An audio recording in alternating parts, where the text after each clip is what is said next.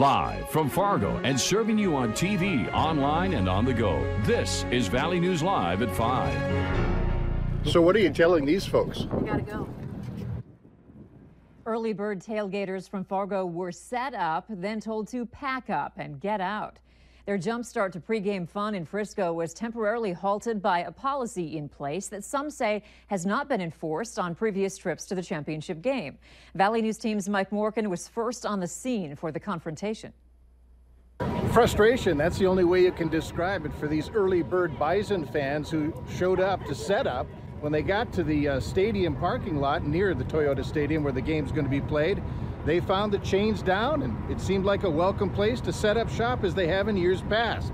That was until FCS Dallas Stadium people showed up and told them they had to get out. Listen, there's a liability issue. We don't have the staff to cover it all night long. If we let people park here, we got to cover it with security, we got to cover it with police, we got to cover it with stadium staff. Making matters equally frustrating for the fans is that they were told they were going to be able to get in at 5:30 tomorrow morning. Now they're told it's 7 o'clock. For one individual, he thinks he could be out a couple $1,000s as a result of the sudden surprise. Well, you know, we rented an RV for about, $1,600, and tomorrow morning we have a catered meal coming in for, a shade over $1,000. So if we cannot get in by 7 o'clock tomorrow morning, we're out all that money and won't even enjoy tailgating. And it's just very disappointing. So what are you telling these folks? We gotta go. Until 5:30 tomorrow morning?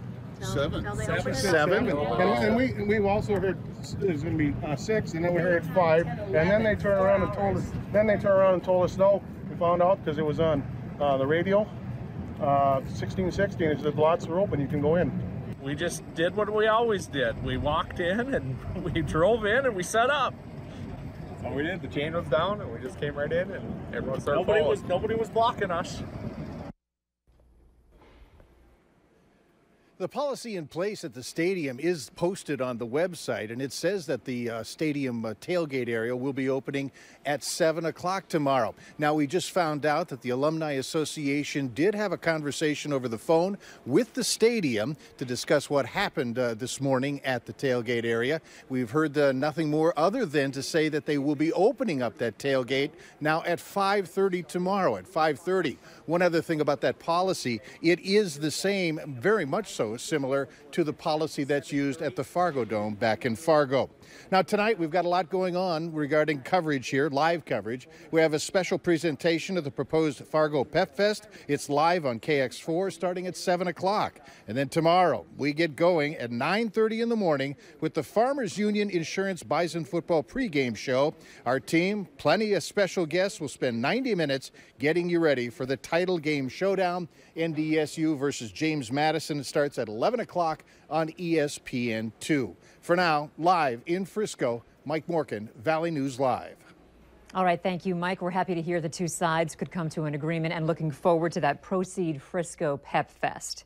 We have had a lot of below normal temps lately, and we're ready to change that. Robert, what's going on this evening? Yeah, we're going to have to go through just a bit more cold air before we start to change that. Unfortunately, that also means a lot of southerly winds will create some very cold wind chills overnight tonight, early tomorrow. Right now, a lot of temperatures are below zero, and we're going to see temperatures falling as we head through the evening hours. But overnight tonight, as those southerly winds crank up, we'll see temperatures start to rise towards tomorrow morning, but it's not going to feel very warm, at least to start off with. Right now, winds calm in many locations along and east of the Red River.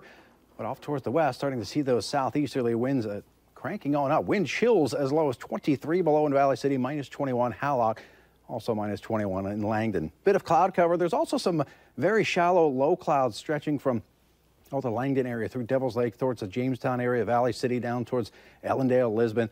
Those will stick around for a while and then eventually get on out of here. Underneath what few clouds we have, no precipitation, none anticipated. Temperatures will continue to be cold as we head through this evening. Again, they'll be falling through this evening, but then they'll start to rise as we head towards tomorrow morning thanks to some increasing winds. And because of that, wind chill advisory for many locations. Wind chills as cold as 20 to 40 below late tonight and early tomorrow. Even warmer as we head through your Saturday, Sunday, and Monday. And we'll detail all that coming up in just a few minutes. Ah, such a great word, warm. Warmer. Yes, warmer. Warmer, yes. Thanks, Robert. You got it. We're hoping it ends up being like a normal Bison home game. So that's about just under 300 people for us. So hopefully we'll hit that and stay steady throughout the day. That'd be a great day for us while staying under control.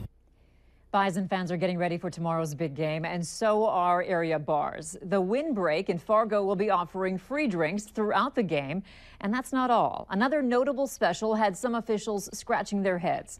Valley News Team's Melanie Palmer has the details on what this means for the bar and how law enforcement officials are responding.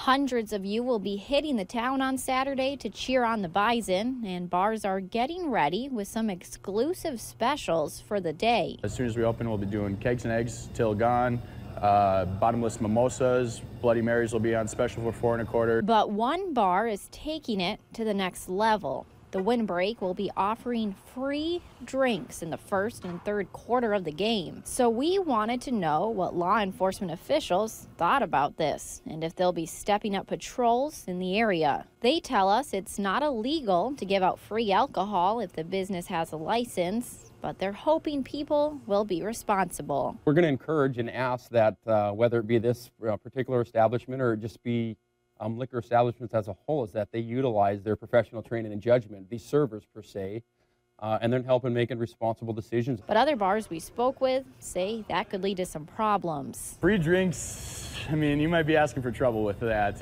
We know we'll get a crowd in here, and we usually stay pretty tame with our crowd. The Windbreak is also planning on allowing customers to bring in their own food, crock pots and all. We spoke with the Cass County Health Department on the matter, and they say it's not illegal to allow people to bring in their own food since the business is not serving it and they're not making a profit off of it. But officials recommend getting food from approved sources or licensed facilities. In Fargo, Melanie Palmer, Valley News Live. The owner of the Windbreak tells us they'll also be having food catered in. Authorities are also reminding people to never drink and drive. There are a number of rideshare or taxi options in the area. The Fargo Police Department patrols the Windbreak area. They say there will not be any extra staffing tomorrow, but they will respond to calls as needed. A scary moment this morning at Aggregate Industries cement plant in Carrington, where a man had to be rescued after getting buried in a sand pit. Officials reported the man was trapped at around 11 a.m. at the plant on 10th Avenue South. The Carrington fire chief says rescue crews removed the man and he was taken to a local hospital to be checked out. Officials were on the scene for around 2 hours. Good news on one missing person case out of the FM area. Officials with the Fargo Police Department say Ralph Morrison has been found safe. They say Morrison was spotted by a driver in Moorhead just before 1 this afternoon. Police say he disappeared around 5 yesterday evening. 2 people died in an early morning mobile home fire in Alexandria, Minnesota. Crews knocked down the flames enough to get into the mobile home and found 2 people in a back bedroom. They tried life-saving measures, but later both were pronounced dead. The 2 victims are 59-year-old Rose Quillard and 49-year-old James Chandler. The cause of the fire is still under investigation. We're getting new information about a fire in the Northern Valley. The fire in Langdon, North Dakota, continues to smolder and smoke this evening, nearly a day after the blaze started. The fire knocked out the general store and Farmers Union Insurance Building, both a total loss.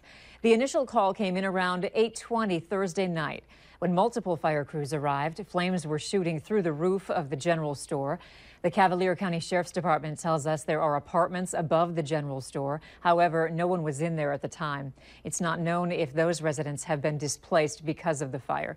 The state fire marshal is investigating the cause.